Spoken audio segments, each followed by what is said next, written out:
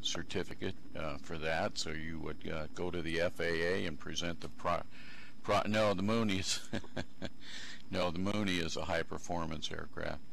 Anything with a retractable landing gear and a constant speed prop that flies over 120 knots is not qualified under light sport.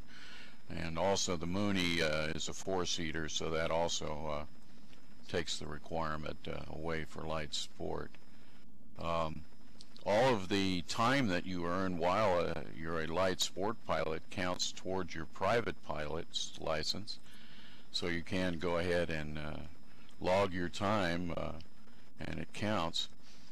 There's a few things that the light sport doesn't allow you to do, but very few things.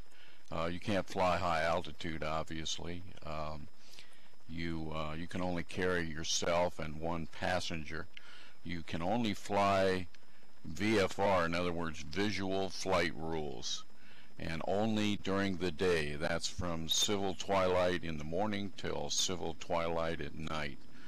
That is the only limitation. And personally, instrument flight and flying at night is a whole different animal.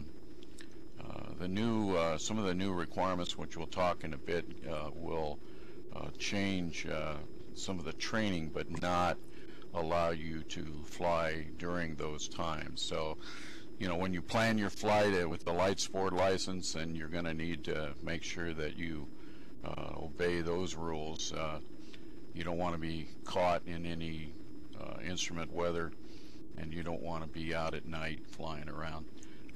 It's not that they have cops everywhere to check you out, because they don't. And all during the time I've been flying since 1966, I have never had anybody from the FAA come up and ask me for my pilot certificate. And how many ramp checks have you had, Josephine? Have you ever had one? You've had about 5, so that's an exception. My twin, Real Bright, also flying since 1966, has not had any ramp checks. Yeah, Coast Guard requires them. It does require both a written and a practical test. You can get signed off and take your written test actually online. There's the King Schools and several other companies sell online products that you can go ahead and get and pass the written test before you even go and take your flying portion. Of course, you cannot fly in furtherance of a business. You can share operating expenses with another pilot.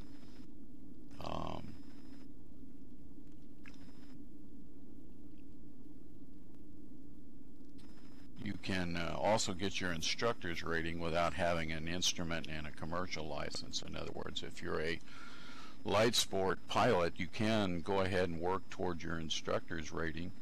Obviously, it's going to take some time for you to do that, and you'll have to pass another written test and a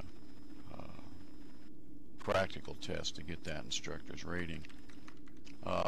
Some of the other differences too is that you can actually work on your own aircraft. You can do routine maintenance once you are a sport pilot, and things like oil changes and keeping the tire pressure up and all of those kind of things. But you can also get the repairman certificate if you go to the school. Well, if you're going to do annuals with the light sport pilot, you need to be a certified repairman or have the repairman certificate for your aircraft, and you can gain that by going to classes and getting signed off as a repairman. So you can work and do all of your own annuals on a light sport. And if you build your aircraft from scratch, in other words, you build from a kit, that requirement to go to the school is not needed, except for the aircraft engine. And you can, you know, if you can work on your car, you can build an airplane. It's not that difficult. I built 3 of them, and it's of course I have an electrical engineering background, but you should be able to go ahead and build your own airplane if that's one of your dreams. You could build a light sport aircraft for just a little under $20,000 US.